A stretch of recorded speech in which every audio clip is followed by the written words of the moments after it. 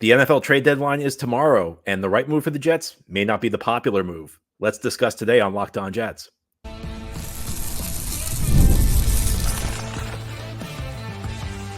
You are Locked On Jets, your daily New York Jets podcast. Part of the Locked On Podcast Network, your team every day. Welcome. This is the Locked On Jets podcast, part of the Locked On Podcast Network, your team every day. It's Monday, November 4th, 2024, and I'm your host, John B. from GanggreenNation.com. Thanking you so much for making the show your first listen or first watch every day. This is a daily podcast covering the New York Jets. We have new episodes each day through the week, Monday through Friday, and today our episode is brought to you by FanDuel. You can start the season with a big return on FanDuel. New customers can place a $5 bet, and you'll get started with $150 in bonus bets if you win your first $5 bet. Visit FanDuel.com to get started. Well, we don't have a game to recap today. It's a rare Monday where we don't have a Jets game recap because the Jets played Thursday night. But the NFL trade deadline is approaching. In fact, it's tomorrow. And we're going to talk about what the New York Jets should do at the trade deadline today. And my opinion, I'm going to warn you, is not going to be a very popular one in a lot of segments of the fan base. Now, NFL teams have until 4 p.m. Eastern tomorrow to complete trades. After that, you are not allowed to make another trade until the offseason. The NFL loves to dominate the news. It loves to be the number one story of the day. I got to say, though, I think they may have misfired a little bit by putting their trade deadline tomorrow. Another pretty major event is happening in our country tomorrow. So I think the NFL going toe-to-toe with what's happening tomorrow may not have been the smartest move if they were looking to dominate the news cycle. Traditionally, the NFL trade deadline has been not as active as the trade deadlines in other sports, especially baseball, which has always had a great trade deadline. But even the NBA, usually there's a lot of activity. Although things have started to pick up in recent years, you've seen teams more willing to make moves at the deadline. Of course, the Jets' big trade happened weeks before the deadline when they acquired Davonte Adams from the Las Vegas Raiders for a third-round pick. Now, the Jets are coming off a great win. I'm sure you're very excited. I'm sure you had a great Sunday of watching football because it's always great when the Jets have won the Thursday night game. Sunday's stress-free. Everything's great. The Jets already won. You can watch games all day. You can watch all games in every time slot, the early afternoon, the late afternoon, Sunday night football. And you know that no matter what happens, the Jets have won. It's a great feeling. And I'm sure there's going to be a lot of positivity around the fan base, and rightly deserved. The Jets played a great second half Thursday night against the Houston Texans. They finally looked like the team that we all dreamed they would be in the preseason. The Jets have not really played at that high of a level this year. Outside of that Thursday night game against New England week 3, I think the first 29 minutes against the Pittsburgh Steelers on Sunday night a couple weeks ago, and that second half against the Houston Texans where the Jets dominated a very good Houston team. Here's the thing, though.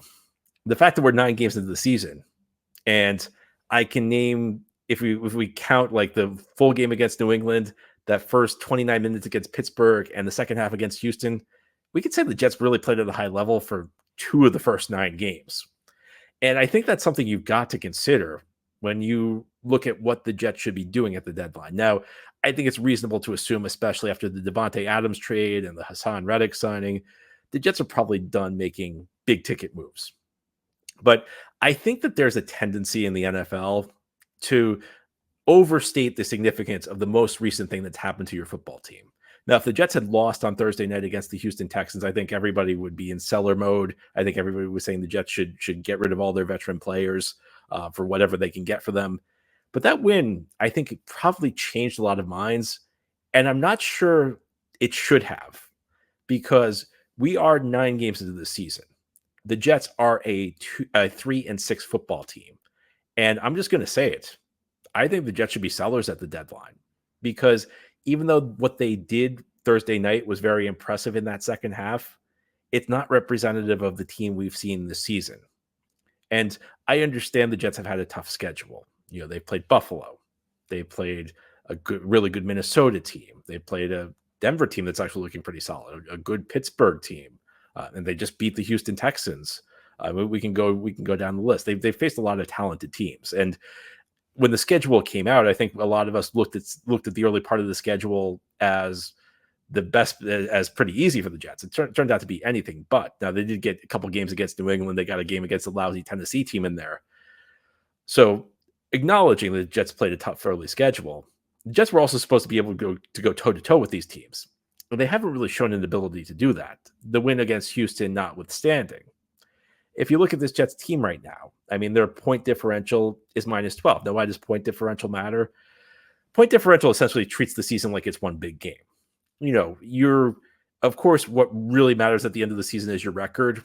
If you win a lot, if you go 13-4, you had a great season. That's really what matters. But point differential can give us an indication what's to come. Because if you have a team that wins a lot of blowouts and loses a bunch of close games, you can tell that that's going to be a really good team.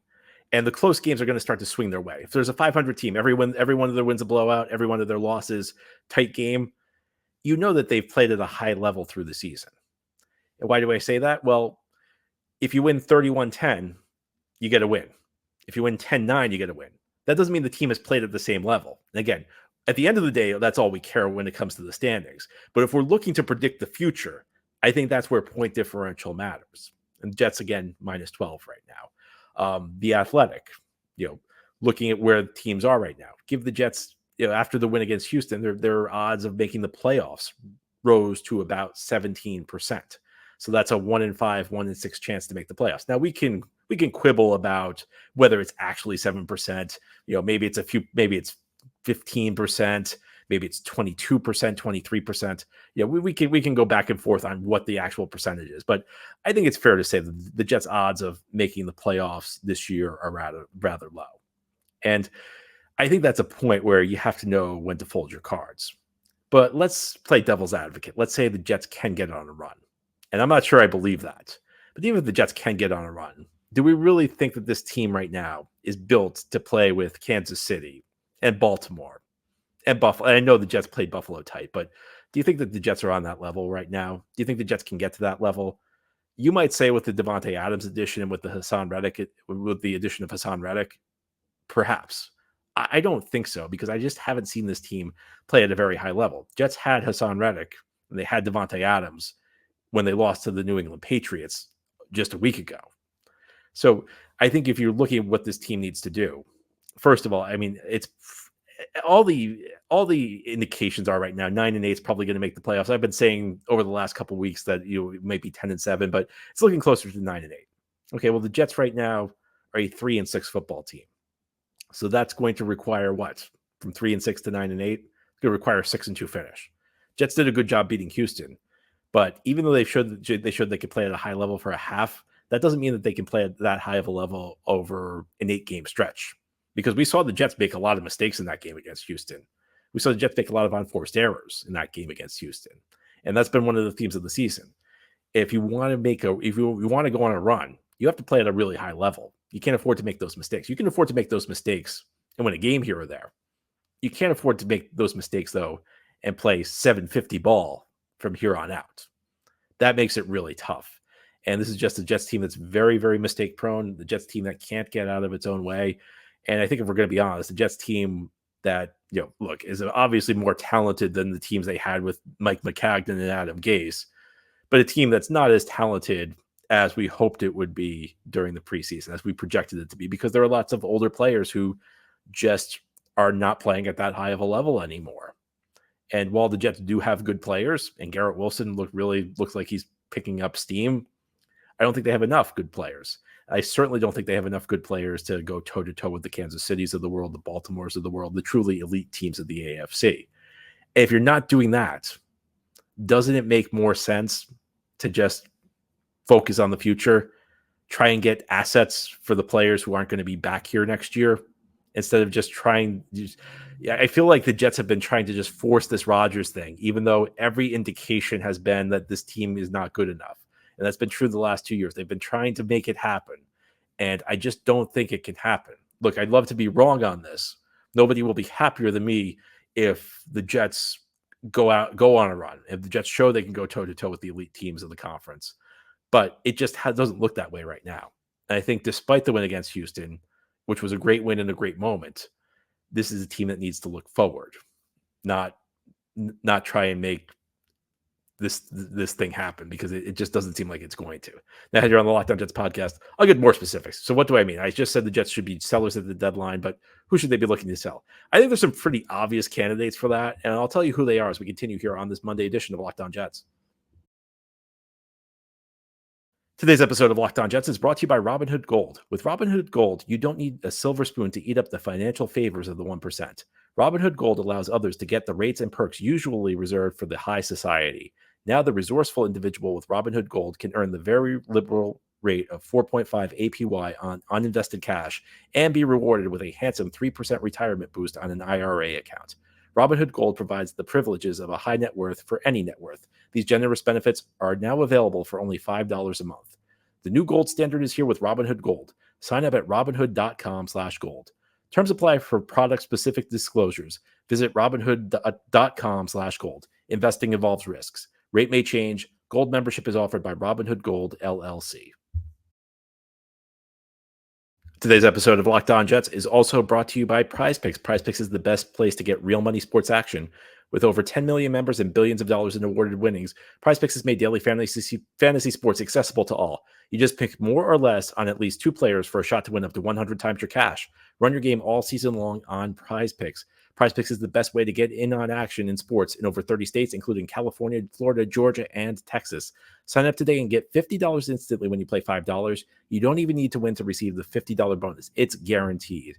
And PrizePicks is the best way to win real money this football season. Which players are going off, which ones aren't? Make your picks in less than 60 seconds and turn your sports opinions into real money all season long on PrizePicks. Download the app today and use code LOCKEDONNFL to get $50 instantly after you play your first $5 lineup. Again, download the app today and use code LOCKEDONNFL. It's one word with no space, LOCKEDONNFL, to get $50 instantly after you play your first $5 lineup. PrizePicks, run your game. Thank you so much for making Locked On Jets your first listener, first watch every day. A big shout out to you everydayers. This is a daily podcast covering the New York Jets. We have new episodes each day through the week, Monday through Friday. Today we're talking about the NFL trade deadline, and I know it's not going to be a very popular opinion in the fan base, especially after a great win over the Houston Texans, but I got to say at 3-6, I think the New York Jets should be sellers. I think they should be looking to their future, and I think that there are some candidates who could bring something back in return to this team who are rather obvious. Now, I think the guy who's kind of really, really obvious is Mike Williams. Now, there's a question. I think there's an open question. Would the Jets be able to get anything in return for Mike Williams? And that's not clear because if you're looking across the league, there are receivers who are sure of things right now than Mike Williams who really aren't generating a whole lot in return. Deontay Johnson being one of them. Williams, of course, is coming off what was a serious knee injury a year ago. And he really hasn't looked good this year. Now, how much of that has been a lack of chemistry between him and Aaron Rodgers? How much of it has been that Williams has struggled to recover from the injury? Is it a little bit of both? Perhaps. But I think that this is a guy that the Jets might trade anyway, even if the Jets aren't sellers. They might just be looking to get him out of here. We know that there have been issues between him and Rodgers. Rodgers called him out for the interception he threw against the Buffalo Bills. It felt for a time like the addition of Davonte Adams could spell the end for Williams. Now, who knows what the Allen Lazard injury does, because Allen Lazard is now on injured reserve. So perhaps that gives Williams's career new life in New York. But I think this is a guy who's clearly not going to be back here next year. He's a guy who's really not helping the team much at this point anyway. He's a guy who really just doesn't have a spot on the team. I think he'd be a pretty obvious candidate to try and trade. I just don't know if anybody would be willing to take him at this point, or anybody would be willing to give up a whole lot for him. I mean, his film this year has not been very good. Will somebody bet on his pedigree? Will somebody bet on him recovering from his injury? Will somebody, wonder if you get away from the Jets, get into a system more conducive to his talents? Maybe could he bounce back? Perhaps, but I think that might be the least controversial trade candidate I have. Another guy who I think is a fairly obvious candidate right now is DJ Reed. And this one pains me to say because I really, really like DJ Reed. He's one of my favorite Jets signings in recent memory. But I think that he's probably not coming back next year. He's a free agent to be. I think the Jets need to make a decision. I think the Jets either need to re-sign DJ Reed or they need to trade him. And I would probably lean more towards trading him because he's about to turn 28. So you think this through. Okay, next year we're probably looking at a reset season for the Jets. So Reed's going to turn 29 next year. So the year, I think the new target year for the Jets is probably something like 2026. That's where Reed turns 30. And Reed, of course, is an undersized guy, really scrappy guy. great competitive spirits, guy who's not afraid to lay a big hit, even though he's kind of an undersized corner. But I don't know how well he's going to age. And look, he's defied me to this point because he's having another excellent season. But I don't know that he's coming back because it just doesn't seem like there's been any movement on a new contract for him between him and the Jets. So there probably is. He's probably got quite a bit of value because everybody could use an extra cover corner. And again, if the Jets at 3-6, if this thing isn't going to really work that well for them, if this is a season that's kind of going the wrong way, Reed would be a guy who could probably bring back a pretty decent draft pick. And if you're not going to re-sign him, you certainly should do it. You don't want to repeat the same mistakes you've made with guys over and over. Bryce Huff, Robbie Anderson through the years, guys that the Jets could have gotten something for at the deadline who they decided to hold on to. A third guy I'll mention is Tyler Conklin, who's also in the final year of his contract.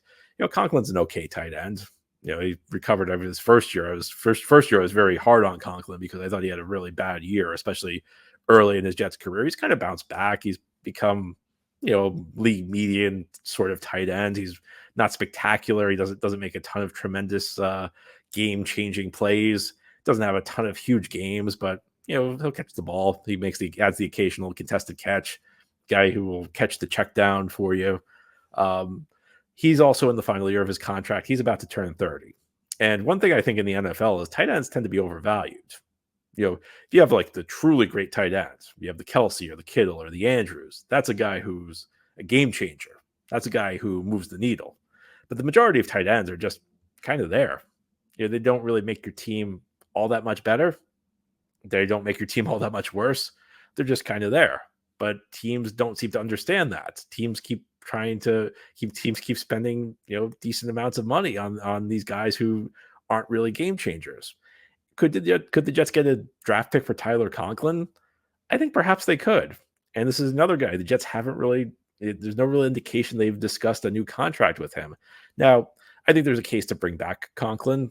If you look behind him, they don't really have a whole lot. I mean, Jeremy Ruckert has been the number 2 tight end this year. He's not having that great of a season. So you want to tell me the Jets are looking to extend Conklin? I mean, again, he's not a game-changing player. Do I think he can continue to produce at the level he has into his 30s? I think it's conceivable. But I think there's also an argument to be made that perhaps the pick the Jets could get for Conklin, maybe that's more valuable and you can go sign somebody else in the offseason, maybe even sign Conklin back because he's in the final year of his contract. I think that would be a move. These are moves that are beneficial to the team. A pick here, that one pick doesn't make that big of a difference. But if you add a bunch of picks, you increase your odds of hitting in the draft. You increase your odds of adding a really good young player. So I think that the Jets should be looking, especially these guys who aren't going to be back next year, try to get a pick for them because I don't think that chasing the playoffs with these guys at 3-6 is really the right move. Do I think that, Jets could go on a run? Perhaps. I think but I wouldn't want to bet everything on that. I wouldn't. And if you can get something in return for these guys, playing the odds, I think it's the right move. Now, here on the Locked On Jets podcast, I'm about to get way more controversial because there are a couple recent additions to the Jets who I think they also ought to look to trade. And I'll tell you who they are, and you'll probably be mad at me for saying this, but I'll tell you the guys I think the Jets should also be looking to deal as we continue here on this Monday edition of Locked On Jets. Today's episode of Locked On Jets is brought to you by Hillsdale College. Time is our most precious commodity, so don't waste it scrolling through the same mind-numbing content for hours and hours. How can you spend it wisely to improve yourself? Well, our sponsor, Hillsdale College, is offering more than 40 free online courses, including Constitution 101, the meaning and history of the Constitution, Introduction to Free Market Economics, The Great American Story, A Land of Hope, and The Rise and Fall of the Roman Republic. All of Hillsdale's courses are self-paced, so you can start whenever and tune in wherever. Plus, you can go deeper with readings, quizzes, discussions, or just enjoy the lectures. Go right now to hillsdale.edu/lockedon to enroll. There's no cost and it's easy to get started. That's hillsdale.edu/lockedon to register. hillsdale.edu/lockedon. Today's episode of Locked On Jets is brought to you by FanDuel. Get ready to tackle the NFL action with FanDuel, America's #1 sportsbook. Because right now, new customers can bet $5 and get $150 in bonus bets if you win. The FanDuel Sportsbook app gives you everything you need to place live bets on the NFL, all in one place. So when you get a hunch in the middle of the game, you can check out the latest stats, view live play-by-play, and so much more on the same page where you place your bets. Just visit FanDuel.com to join today. If you go to FanDuel, you'll see right now the Jets heading to Arizona. 1.5-point underdogs on the road against the Cardinals. So the line not looking great for the Jets, even after their win over the Houston Texans. They are underdogs in Arizona. But again, FanDuel is the place to get in on the action because you get started with $150 in bonus bets if you win your first $5 bet at FanDuel.com. Never waste a hunch and make every moment more with FanDuel, an official sportsbook partner of the NFL. This is the Locked On Jets podcast on this Monday. I'm giving you some thoughts on the NFL trade deadline, 4 o'clock tomorrow afternoon. The NFL, in its infinite wisdom, decided that tomorrow afternoon was a great time to have one of its highest profile days on the calendar. I'm sure the NFL is going to generate a lot of buzz. Everyone's going to really be paying attention to the NFL trade deadline tomorrow. I think the Jets should be sellers. And I think the Jets should be sellers so much that I think they actually should try and trade a couple of guys who are big names, even if they trade them at a loss. The first guy I'd look to trade is Hassan Reddick, and I know he put up like a sack or half a sack or whatever they gave him in that Thursday night game against the Houston Texans. But look, I think we know this guy's not coming back next year. And if the Jets give him a new contract, I think they're crazy, because I don't think there's ever been a player who's more likely to not deliver after he gets a new contract. I think we see what Reddick's motivation is right now. Reddick is completely motivated by getting a new contract. And one of the most important things when you give a player a new contract is you need to be confident that he's going to continue to produce. You need to be confident he's going to continue to put the work in. He's going to continue to try and deliver for the team. I can't say I have any confidence in Hassan Reddick doing that going forward. So I don't think the Jets should ever consider extending him. And look, I know he's been a very good player in his career, but, look, he's a guy who's right at the wrong side of 30. I think the idea behind trading for Reddick, and we've talked about this a lot on the show, if the Jets extended him at the time they got him, that would make sense, because on some level, because you'd be saying, all right, we're going to take the long-term hit of paying this guy a lot when he's 31, 32. We'll probably expect reduced production, but we'll get the immediate impact. Well, there's no real immediate impact anymore. He sat out close to half the season, and the season's not going very well. I mean, my view would be different if the Jets were 6-3 versus where they are right now. At that point, you might as well ride it out, see what you can get out of Reddick. Now I feel like you should try and see what you can get for Reddick, because we know he's not coming back. Now, the only caveat here is that I could see keeping Reddick in a scenario where you think you can get a compensatory draft pick for him. And that involves a scenario where the Jets let more free agents go in the offseason than they keep. And this also goes for the other guys I mentioned, whether it's Williams, whether it's Conklin, whether it's DJ Reed. If you think you can get a compensatory pick for these guys, then that changes the calculus. And of course, the Jets are probably looking at a 2025 where they will be resetting their roster. They're going to have a season where they clear out the cap. And if they do it for one season, their cap will be fine going forward. So 2025 figures to be that. So maybe that's the year they set out free agency and they get a pick for some of these guys. And if they do that, then I think that's logical. And I'm going to close with my most controversial statement. And this may sound like a hot take to you. I don't think it is. There's one guy who's not going to get them a compensatory pick, because it's a guy who's under contract for a number of seasons in the future. And I know that this will be a very unpopular opinion, especially after the game he just had. Look, I would try and trade Davonte Adams. And I don't think the trade was well timed at all for the Jets. I know he just looked great against Houston. Well, that means his value might be higher. This is a guy who I think he's here as long as Aaron Rodgers is here. And I'm just not expecting Aaron Rodgers to be here next year. So at that point, the Jets will have one of three options with him. They can either pay him $35.4 million next year. They can rework it for a lower number, but reworking for a lower number, Adams has a lot of leverage, so they'll have to probably guarantee him multiple years, or they can cut him and get nothing in return. And once you cut a player, he does not count against the compensatory draft pick formula. So when I look at this situation, I see the Jets gave up a third-round pick for him. And I know he just had a good game, but you gave up a third-round pick for a guy who's a short-term player in a year where you're 3-6. And they were 2-4 at the time they made the trade. So it's not like this team was in great shape at the time they made the trade. It felt like a desperation move to me at the time. And I know you're probably not going to get a 3rd round pick in return, but I feel like getting something in return is better than getting nothing, because as much as Adams produces this year, the Jets don't make the playoffs. This trade wasn't worth it. And the Jets probably are not going to make the playoffs. I know I know people disagree with me on that, but you can't read too much into the latest game. This is not a team that's played at a high level. We have 9 games of watching this team, and I know Adams wasn't here for all of them, but I don't think we've seen a team that has a really good case to make the playoffs. Now, I know a lot of people will dislike what I've just said. I have some good news for you. No matter what I say, Woody Johnson's not going to do it, because Woody Johnson thinks that he has made masterstroke after masterstroke building this team. And in order to sell at the deadline, you need your owner to buy in. And for your owner to buy in something like this, well, he's got to have some sort of long-term vision for the team. He's got to understand that maybe taking a hit now is worth it to improve your team in the future. Woody Johnson doesn't understand that. Woody Johnson's all about the here and now. Woody Johnson's all about the quick fix. He's all about the short-term thinking. And I'm not saying you view this. I'm not saying if you disagree with me that you view things the same way as Woody Johnson, because I know you don't. But what I am saying is that Woody Johnson's not going to make these deals. And it's one of the frustrating things for me, because it feels like the Jets in many ways are a team that makes a lot of very short-sighted decisions as they build their roster.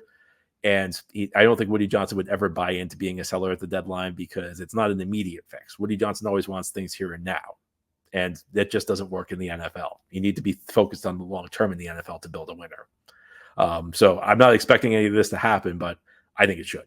Anyway, that's all for today's episode. This has been the Locked On Jets podcast, part of the Locked On Podcast Network. Your team every day is our motto. As always, if you enjoyed the show, hit the subscribe button where you're watching or listening so that you'll never miss an episode. If you enjoy the show and are listening on the podcast source, give it a 5-star review. If you're watching on YouTube, give this episode a big thumbs up. Helps us out, helps other Jets fans find the show.